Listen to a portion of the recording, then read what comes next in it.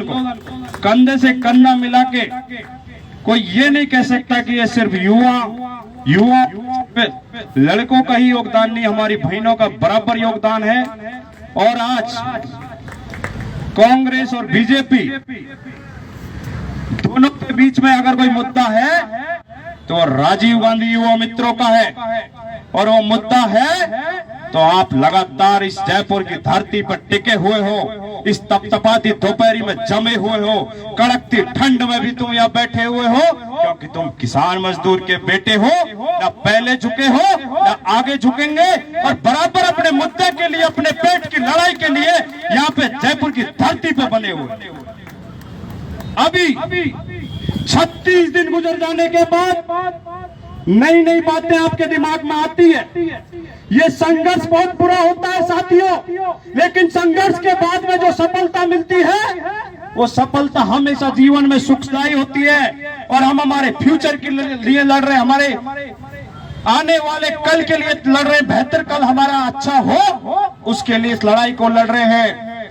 आज इन सरकारों से कहना चाहता हूं कि वो आपकी इंसानियत तो मर गई है, जहां एक तरफ इस आंदोलन ने एक शहादत देती, और आपसे फिर कहना चाहते हैं और कितनी शहादतें आप लेना चाहते हो तो सुन लो भजनलाल सरकार, इनको मार पीट के भगा देना, मुकदमे ठोक देना, जेल में डाल देना, क्योंकि हमारा फ्यूचर तो तुम लोगों ने खराब कर दिया।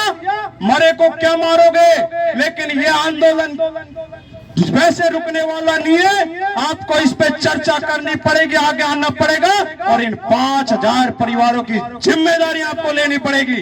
आप हमारे मनोबल को तोड़ नहीं सकते।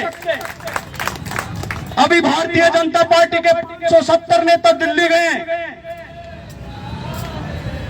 पूरे भारतीय जनता पार्टी के लोग दिल्ली में जाके भी इसी चर्चे पे कर रहे हैं कि यार ये ऐसा शिकंजे में फंस गए, इसमें से कैसे निकले। जिधर जाओ युवा मित्रों की चर्चा। और सुन लो, अभी तो एक नेता का घर घेरा है, भारतीय जनता पार्टी के पूरे 200 विधानसभा क्षेत्रों में भाजपा के नेताओं को घरों को घेरने का काम करेंगे, लोकसभा में तुम्हारी ईंट से ईंट बजा देंगे, हम झुकने वाले नहीं है।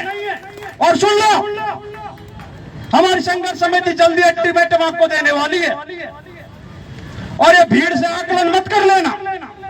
हमने हमारे भाइयों को गांवों में रोक रखा है कि आप परेशान मत हो, जब जरूरत पड़ेगी तो एक कॉल पर आ जाएंगे।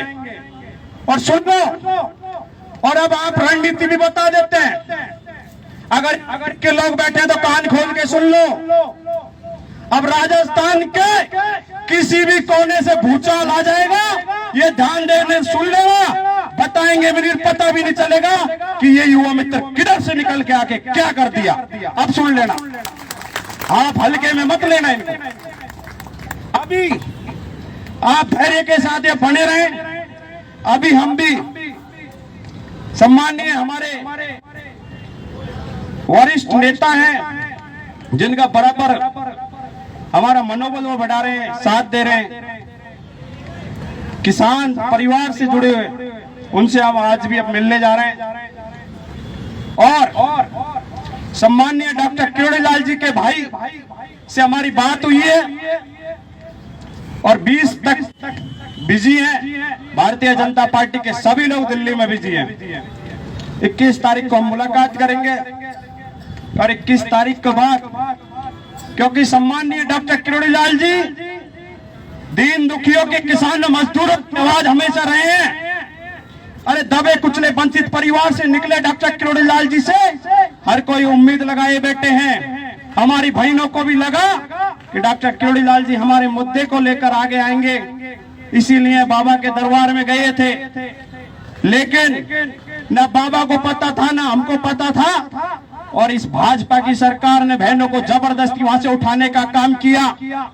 हम फिर कहना चाहते हैं, बाबा हम तो आज भी आपके आस तक रहे हैं, आपसे उम्मीद लगाए बैठे हैं।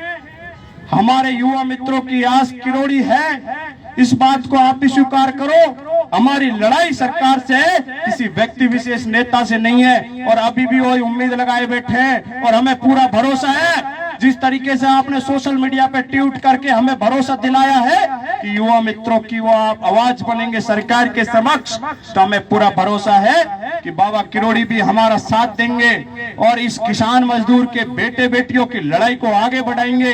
तो साथियों, इसी मनोबल के साथ बने रहो, लड़ाई लंबी चलती है। अब से 25 दिन पहले तक तो इन सरकारों के कानों में कोई जू तक नहीं रेंग रही थी, लेकिन वो 25 दिन के बाद जब 26वां दिन चालू हो गया तो राजस्थान की सरकारें हिलौड़े मार रही है। ये मत सोच लेना कि अखबारों में नहीं, मीडिया को जरूर इन्होंने मैनेज कर रखा है, मीडिया को दबा रखा है। अभी विपक्ष की पूरे लोग लालसोट की धरा पे गए थे, हमारे भाई की शहादत को नमन करने गए थे, फिर भी आपने देखा कि मैन पृष्ठ के अखबारों से वो खबर गायब हो जाती है, क्योंकि भारतीय जनता पार्टी को भी पता है कि लोकसभा चुनाव में ये मुद्दा बनेगा कि हमने नौकरी से निकाला और बेरोजगारी में एक भाई की सदमे में मौत हो गई। आने वाली सरकार ने नई 2 महीने की जहां एक तरफ वो उपलब्धियों की बात करते हैं, तो उनकी पहली उपलब्धि राजकुमार गुप्ता को मारने का काम भारतीय जनता पार्टी ने किया है। आप बराबर इस आंदोलन में बने रहो, संघर्ष समिति पे भरोसा करो। हम वो कोई गलत कदम नहीं उठाएंगे जहां आपके फ्यूचर को कोई दिक्कत हो। हम चाहते हैं कि कुछ गली से जाके हमारे लिए पॉजिटिव रिजल्ट आए, उसमें हम लगे हुए हैं। आप ये मत सोच लेना कि हम बाहर भी चाहते हैं तो बहुत सोच समझ कर उस नेता के हम पैरों तक पड़े हैं उनके कि हमारी बहन भाइयों का भविष्य सुरक्षित हो जाए। तो आपकी लड़ाई को मरते दम तक लड़ेंगे, आपके साथ किसी तरह का दगा होने नहीं देंगे। और सुन लो, आईबी के लोग फिर सुन लो, हम